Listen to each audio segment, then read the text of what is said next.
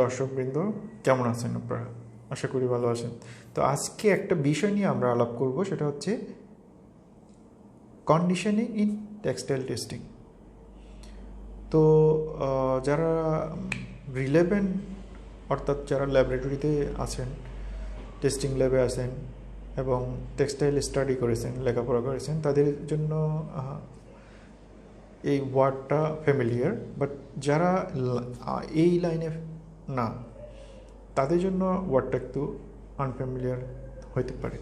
তো সেই জন্য আমি একটু ক্লিয়ার করি। আচ্ছা, আমাদের টেক্সটাইলে ফ্যাব্রিক এবং গার্মেন্টসের গুণগত মান পরীক্ষা করতে হয়, এই জন্য ল্যাবরেটরি থাকে, স্ট্যান্ডার্ড ল্যাব থাকে। তো এই স্ট্যান্ডার্ড ল্যাবে কোনো ফ্যাব্রিক, কোনো গার্মেন্ট টেস্ট করার জন্য একটা প্রসিডিউর ফলো করতে হয়, সেটা হচ্ছে কন্ডিশনিং। তো সেটাই নিয়ে আমরা আলাপ করব। আশা করি যারা নন ব্যাকগ্রাউন্ড তারা ব্যাপারটা বুঝতে পেরেছেন। তো এখন আমরা এটা নিয়ে একটু ডিপলি আলোচনা করি। তাহলে এখন কন্ডিশনিং মানেটা কি? কন্ডিশনিং মানে হচ্ছে কোনো একটা ম্যাটেরিয়াল, এখানে টেক্সটাইল ম্যাটেরিয়ালকে ময়েশ্চার ইকুইলিব্রিয়ামে নিয়ে আসা উইথ এ স্পেসিফিক অ্যাটমসফিয়ার। এখানে দুইটা বিষয়, moisture equilibrium and with a specific atmosphere, এই দুটো আমাদের আলোচনার সাথে সাথে আপনারা ক্লিয়ার হয়ে যাবেন। তো এখন আসেন, এই কন্ডিশনটা কেন করতে হয়? এটা অনেকে অনেকভাবে চিন্তা ভাবনা করে। তো কন্ডিশনটা আসলে কেন করতে হয় সেটা আমি বলি।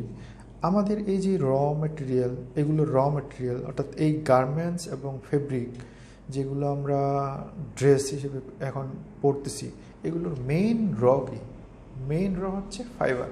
আর প্রত্যেকটা ফাইবারের জন্য আলাদা আলাদা প্রপার্টিস আছে।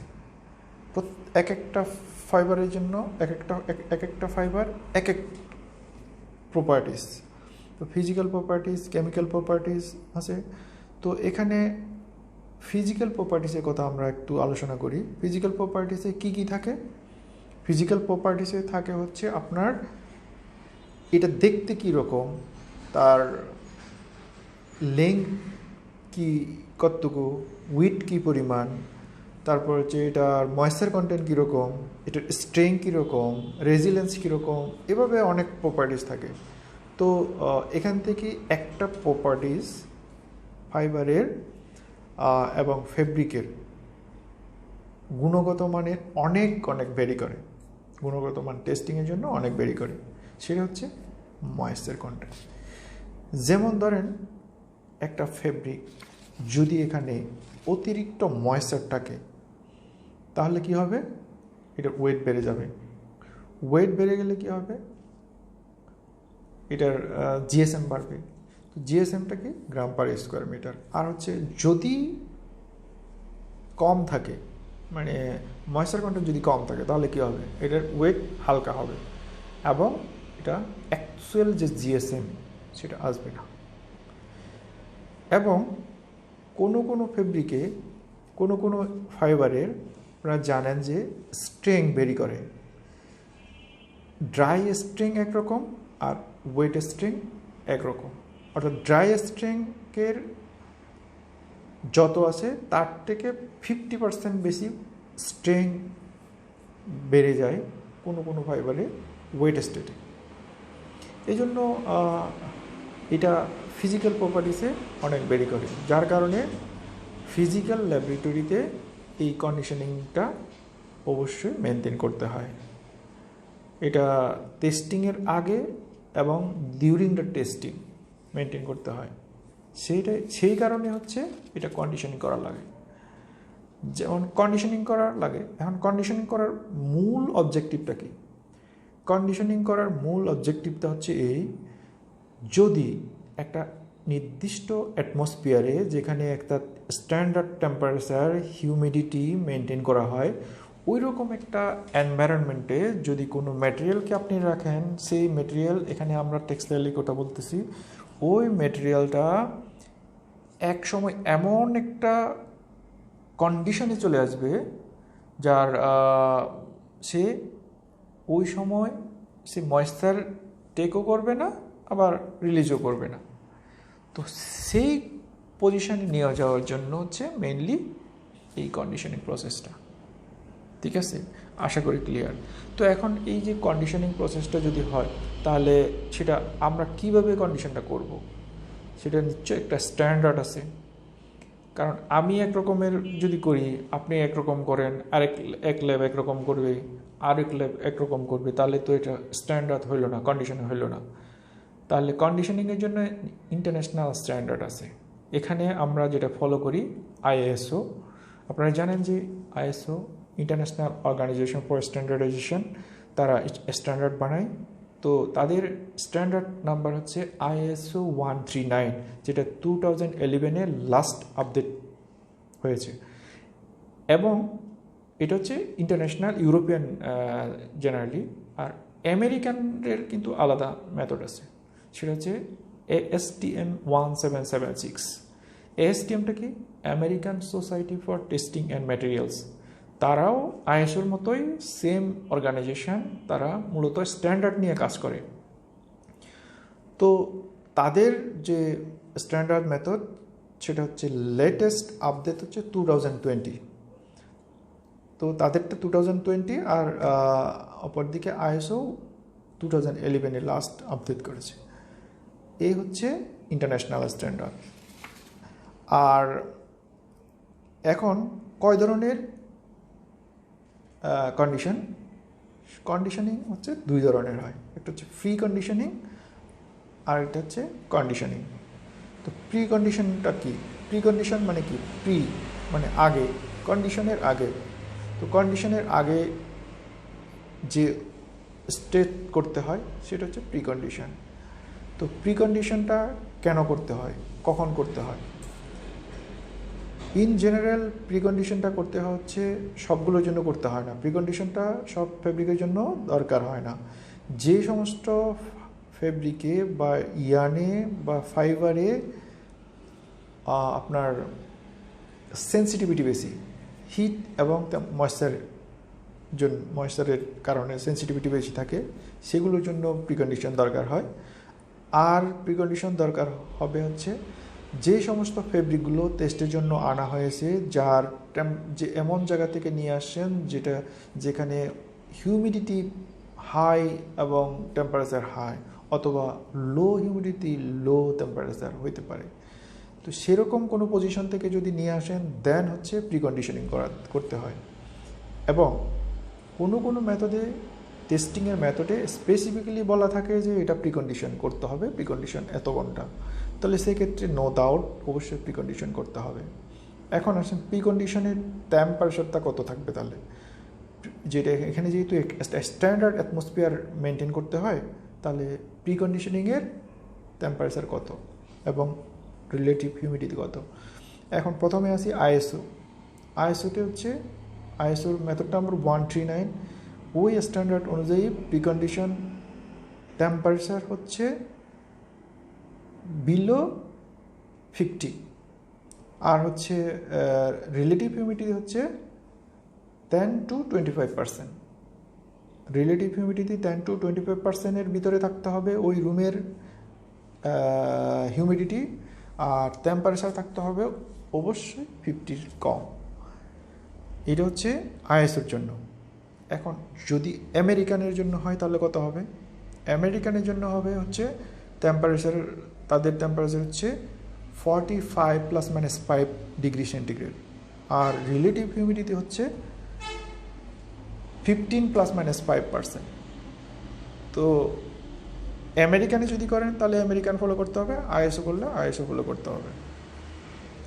এখন কতক্ষণ করতে হবে, কতক্ষণ রাখতে হবে, আর কি প্রসেস? এখানে হচ্ছে প্রসেসটা হচ্ছে ওইরকম একটা চেম্বারে থাকবে, আমি যে টেম্পারেচার এবং হিউমিডিটি কথা বললাম ওই অ্যাটমসফিয়ার থাকবে।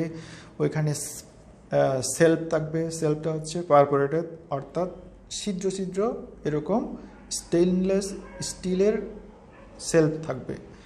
কারণ ছিদ্র কেন রাখবো? ছিদ্র রাখবো হচ্ছে এটার এয়ার সার্কুলেশন যাতে সুন্দরভাবে হইতে পারে তার জন্য।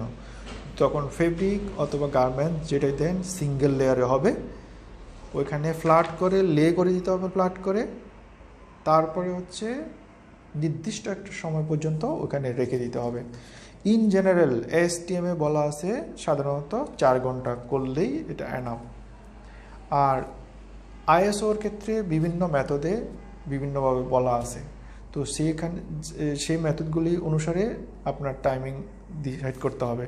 যদি বলে ISO 139 ফলো করতে, তাহলে ISO 139 ফলো করতে হলে তাহলে একটা সাকসেসিভ ওয়েটের যে পার্সেন্টেজ ক্যালকুলেশন করতে হবে। সেটা কীরকম? সেটা হচ্ছে আপনার ধরেন নতুন একটা আপনি ফেব্রিক আনলেন, সেটাকে ধরেন প্রি কন্ডিশন করতে হবে, সেটার ওয়েট নিতে হবে। ওয়েট নেওয়ার পরে ধরেন আপনার এটার ওয়েট হচ্ছে 2 কেজি, তো 2 কেজি ওয়েট করে আপনি স্যাম্পলটা স্প্রেড করে রেখে দিলেন কোথায়? ওই প্রি কন্ডিশনিং চেম্বারে বা রুমে।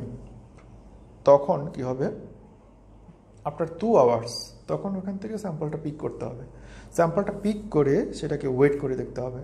এখন ওয়েট করার পরে যদি আগে ছিল 2 কেজি, 2 কেজি 1 গ্রাম, বা 2 কেজি 200 গ্রাম, 2 কেজি 100 গ্রাম, অথবা 1 কেজি 900 গ্রাম, এটা বাড়তেও পারে কমতেও পারে।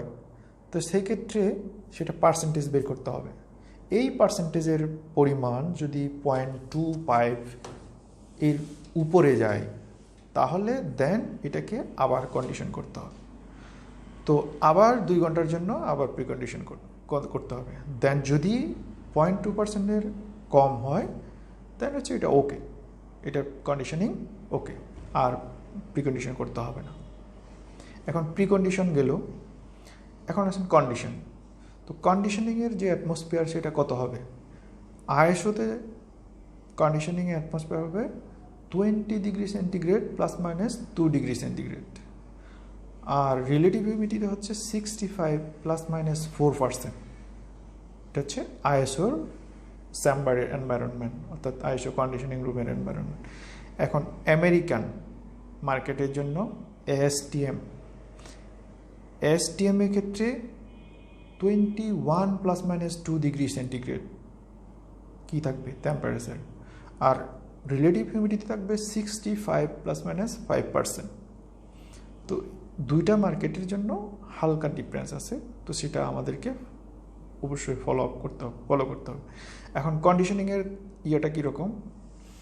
কন্ডিশনিংয়ের ব্যাপারটা হচ্ছে আমরা আইএসওর জন্য যদি বলি, আইএসওতে হচ্ছে ম্যাক্সিমাম, এখানে আইএসওতে করা থাকে, বলে দেওয়া থাকে যে এটা এত ঘন্টা, 12 ঘন্টা, 24 ঘন্টা, 16 ঘন্টা, এরকম কন্ডিশনিং থাকে।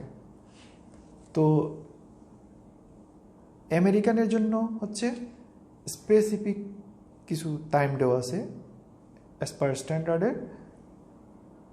বলে দেওয়া আছে ফাইবার অনুযায়ী। যেমন অ্যানিম্যাল ফাইবারের জন্য হচ্ছে 8 ঘন্টা, ভেজিটেবল ফাইবারের জন্য হচ্ছে 6 ঘন্টা, অ্যাসিটেটের জন্য 4 ঘন্টা, এবং যে সমস্ত ফাইবারগুলিতে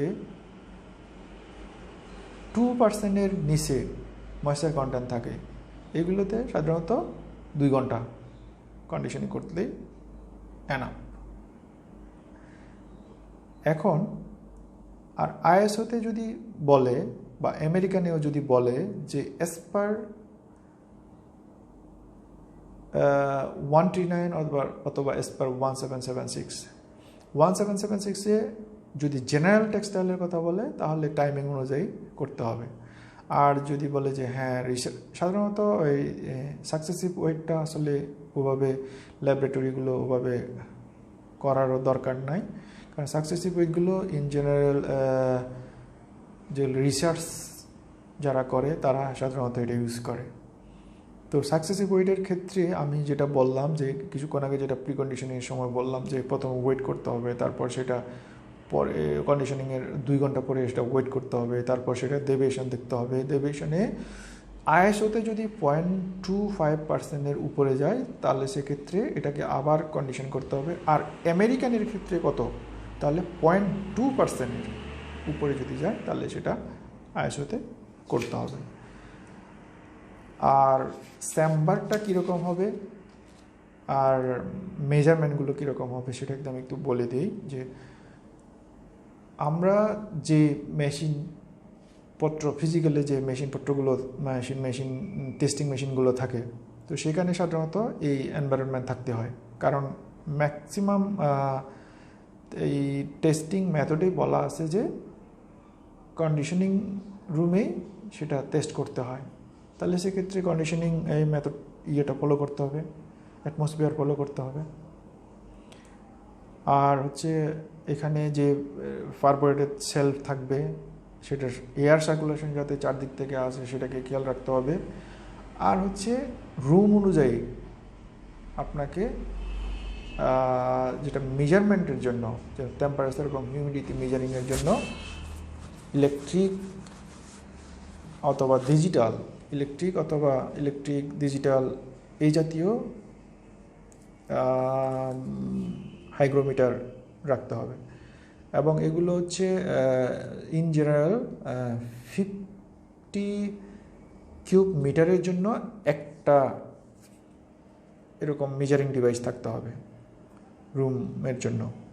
তো এইভাবে মেজারমেন্টগুলো রাখতে হবে। এটা পিরিয়ডিক্যালি অবজারভেশন করতে হবে, যেমন সকালে একবার মেজারমেন্ট করতে হবে, দুপুরে একবার মেজারমেন্ট করতে হবে, তারপর বিকেলে একবার মেজারমেন্ট করতে হতে পারে।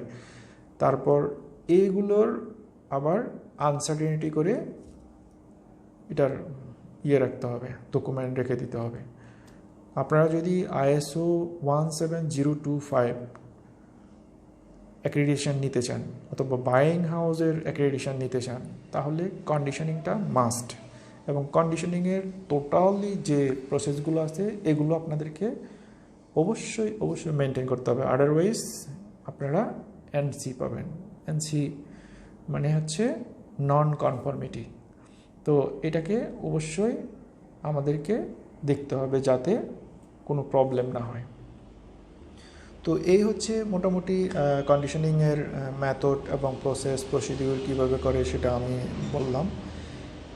এরপরেও হয়তো আপনাদের কোনো প্রশ্ন থেকে থাকতে পারে, আপনারা কমেন্টের মাধ্যমে আমাকে জানাবেন, আমি চেষ্টা করব আপনাদের উত্তর দেওয়ার জন্য। এবং আপনারা যদি অন্য কোনো টেস্টিং মেথড সম্পর্কে জানতে চান তাহলে আপনারা তাও কমেন্টের মাধ্যমে জানাতে পারেন, আমি চেষ্টা করব, সময় যদি পাই অবশ্যই আমি চেষ্টা করব। তো ধন্যবাদ, আজকে এই পর্যন্তই। Thank you.